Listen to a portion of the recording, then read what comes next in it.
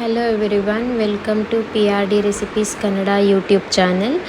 ಇವತ್ತು ನಾನು ತುಂಬಾ ಟೇಸ್ಟಿಯಾಗಿರೋ ಅಂತಹ ವೆಜಿಟೇಬಲ್ ಪಲಾವ್ ರೆಸಿಪಿನ ಮಾಡ್ತಾಯಿದ್ದೀನಿ. ಈ ರೆಸಿಪಿನ ನೀವು ಟ್ರೈ ಮಾಡಿ, ನಿಮಗೂ ತುಂಬಾ ಇಷ್ಟ ಆಗುತ್ತೆ. ನಾನಿಲ್ಲಿ ಮಸಾಲೆನ ರೆಡಿ ಮಾಡ್ಕೊಳ್ಳೋದಕ್ಕೆ ಪಾತ್ರೆನ ಇಟ್ಕೊಂಡು 1 ಟೇಬಲ್ ಸ್ಪೂನ್ ಆಗೋಷ್ಟು ಆಯಿಲ್ನ ಹಾಕ್ಕೊಂಡು, ಆಯಿಲ್ ಬಿಸಿ ಆದಮೇಲೆ ಚಕ್ಕೆ, ಲವಂಗ, ಮೆಣಸು, 4ರಿಂದ 5 ಹಸಿರುಮೆಣಸಿನ್ಕಾಯಿ, ಹಾಗೆ 2 ಮೀಡಿಯಮ್ ಸೈಜು ಈರುಳ್ಳಿನ ಕಟ್ ಮಾಡಿ ಹಾಕ್ಕೊಂಡಿದ್ದೀನಿ. ಜೊತೆಗೆ 2 ಗೆಡ್ಡೆ ಬೆಳ್ಳುಳ್ಳಿ, 1 ಇಂಚ್ ಆಗೋಷ್ಟು ಶುಂಠಿನ ಹಾಕ್ಕೊಂಡು ಈರುಳ್ಳಿ ಕಲರೆಲ್ಲ ಚೇಂಜ್ ಆಗೋವರೆಗೂ ಚೆನ್ನಾಗಿ ಫ್ರೈ ಮಾಡ್ಕೋಬೇಕು. ಇವಾಗ ಇದಕ್ಕೆ ನಾನು ಅರ್ಧ ಹಿಡಿಯಷ್ಟು ಕೊತ್ತಂಬರಿ ಸೊಪ್ಪು, ಅರ್ಧ ಹಿಡಿಯಷ್ಟು ಪುದೀನ ಸೊಪ್ಪನ್ನ ಸೇರಿಸ್ಕೊಂಡು ಸೊಪ್ಪೆಲ್ಲ ಚೆನ್ನಾಗಿ ಬಾಡೋವರೆಗೂ ಫ್ರೈ ಮಾಡಿ.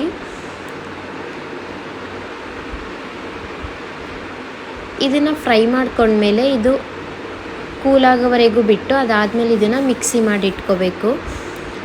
ಇವಾಗ ನಾನಿಲ್ಲಿ ಒಂದು ಕುಕ್ಕರ್ನ ಇಟ್ಕೊಂಡು, ಕುಕ್ಕರ್ ಬಿಸಿ ಆದಮೇಲೆ 2 ಟೇಬಲ್ ಸ್ಪೂನ್ ಆಯಿಲ್ ಸೇರಿಸ್ಕೊಂಡು ಪಲಾವ್ ಸ್ಪೈಸಸ್ನೆಲ್ಲ ಹಾಕಿ ಫ್ರೈ ಮಾಡ್ಕೊಳ್ತೀನಿ. ಇವಾಗ ನಾನಿಲ್ಲಿ 1 ಮೀಡಿಯಮ್ ಸೈಜ್ ಈರುಳ್ಳಿನ ಸೇರಿಸ್ಕೊಂಡು ಈರುಳ್ಳಿ ಕಲರ್ ಚೇಂಜ್ ಆಗೋವರೆಗೂ ಫ್ರೈ ಮಾಡ್ಕೋಬೇಕು. ಈರುಳ್ಳಿ ಸ್ವಲ್ಪ ಗೋಲ್ಡನ್ ಕಲರ್ಗೆ ಬರೋವರೆಗೂ ಫ್ರೈ ಮಾಡ್ಕೊಳ್ಳಿ.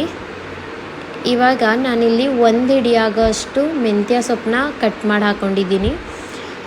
ಈರುಳ್ಳಿನ ಫ್ರೈ ಮಾಡೋ ಟೈಮಲ್ಲಿ ಮೆಂತ್ಯ ಸೊಪ್ಪನ್ನ ಹಾಕ್ಕೊಂಡ್ರೆ ಟೇಸ್ಟ್ ತುಂಬಾ ಚೆನ್ನಾಗಿರುತ್ತೆ, ಹಾಗೆ ಫ್ಲೇವರ್ ಕೂಡ ಚೆನ್ನಾಗಿರುತ್ತೆ. ಇವಾಗ ನಾನಿಲ್ಲಿ ಕಟ್ ಮಾಡಿ ಇಟ್ಕೊಂಡಿರೋ ಅಂಥ ವೆಜಿಟೇಬಲ್ಸ್ನ ಸೇರಿಸ್ಕೊಳ್ತಿದ್ದೀನಿ.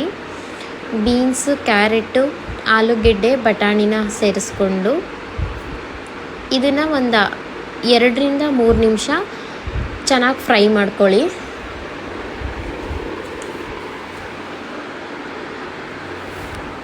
ಹಾಗೆ ನಾನಿಲ್ಲಿ ಸೋಯಾ ಚಂಕ್ಸ್ನ ಸೇರಿಸ್ಕೊಳ್ತೀನಿ. ಬಿಸಿನೀರಲ್ಲಿ ನೆನೆಸಿಟ್ಟು ಅದಾದಮೇಲೆ ನೀರನ್ನೆಲ್ಲ ನೀಟಾಗಿ ತೆಗೆದು ಸೇರಿಸ್ಕೋಬೇಕು. ಸೋಯಾ ಚಂಕ್ಸ್ ಆಪ್ಷನಲ್ಲು, ನಿಮ್ಮ ಮನೆಗಳಲ್ಲಿದ್ದರೆ ಸೇರಿಸ್ಕೊಳ್ಳಿ, ಇಲ್ಲಾಂದರೆ ಅವಶ್ಯಕತೆ ಇಲ್ಲ. ಸೋಯಾ ಚಂಕ್ಸ್ನ ಸೇರಿಸ್ಕೊಂಡು ಚೆನ್ನಾಗಿ ಮಿಕ್ಸ್ ಮಾಡಿಕೊಂಡು, ಇಲ್ಲಿ ನಾನು 1 ಮೀಡಿಯಮ್ ಸೈಜ್ ಟೊಮೊಟೊನ ಸ್ಲೈಸ್ ಮಾಡಿ ಹಾಕ್ಕೊಂಡಿದ್ದೀನಿ. ಹಾಗೆ ನಾನಿಲ್ಲಿ ರುಬ್ಬಿಟ್ಕೊಂಡಿರೋ ಅಂಥ ಮಸಾಲೆನ ಸೇರಿಸ್ಕೊಳ್ತಾ ಇದ್ದೀನಿ. ಮಸಾಲೆನ ಸೇರಿಸ್ಕೊಂಡು ಒಂದು 2ರಿಂದ 3 ನಿಮಿಷ ಇದನ್ನು ಚೆನ್ನಾಗಿ ಹಾಗೆ ಕುಕ್ ಮಾಡ್ಕೋಬೇಕು. ಮಸಾಲೆ ಹಸಿ ಸ್ಮೆಲ್ಲೆಲ್ಲ ಹೋಗಿ ಸೈಡಲ್ಲಿ ಸ್ವಲ್ಪ ಆಯಿಲ್ ಬಿಟ್ಕೊಳ್ಳೋವರೆಗೂ ಇದನ್ನು ಫ್ರೈ ಮಾಡ್ಕೋಬೇಕು.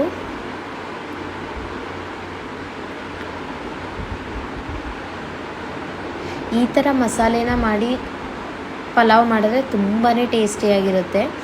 ಹಾಗೆ ನಾನಿಲ್ಲಿ ರುಚಿಗೆ ತಕ್ಕಷ್ಟು ಉಪ್ಪನ್ನ ಸೇರಿಸ್ಕೊಳ್ತೀನಿ.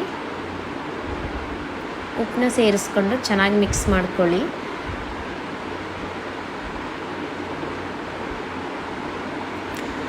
ಇವಾಗ ನಾನಿಲ್ಲಿ ನೆನೆಸಿ ತೊಳೆದಿಟ್ಕೊಂಡಿರೋ ಅಂಥ ಅಕ್ಕಿನ ಸೇರಿಸ್ಕೊತೀನಿ.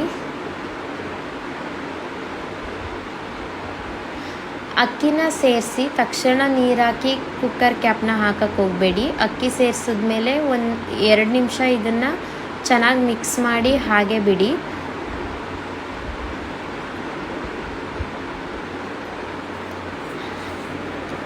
ಇವಾಗ ಇದಕ್ಕೆ ನಾನು ನೀರನ್ನ ಸೇರಿಸ್ಕೊಳ್ತೀನಿ.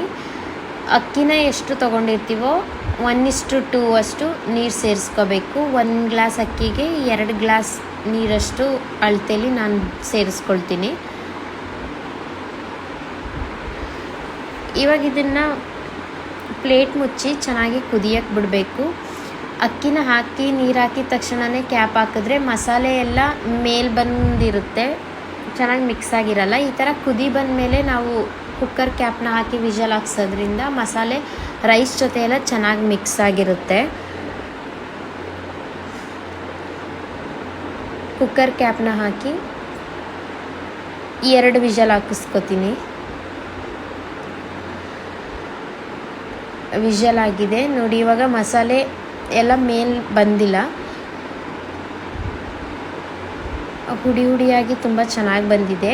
ಈ ರೆಸಿಪಿನ ನೀವು ಟ್ರೈ ಮಾಡಿ, ಇದು ನಿಮ್ಗೆ ಖಂಡಿತ ಇಷ್ಟ ಆಗುತ್ತೆ. ನಿಮ್ಗೆ ಇಷ್ಟ ಆದರೆ ನನಗೆ ಕಮೆಂಟ್ ಬಾಕ್ಸಲ್ಲಿ ತಿಳಿಸಿ. ಹಾಗೆ ನನ್ನ ಚಾನಲ್ನ ಸಬ್ಸ್ಕ್ರೈಬ್ ಮಾಡ್ಕೊಳ್ಳಿ. Thank you all.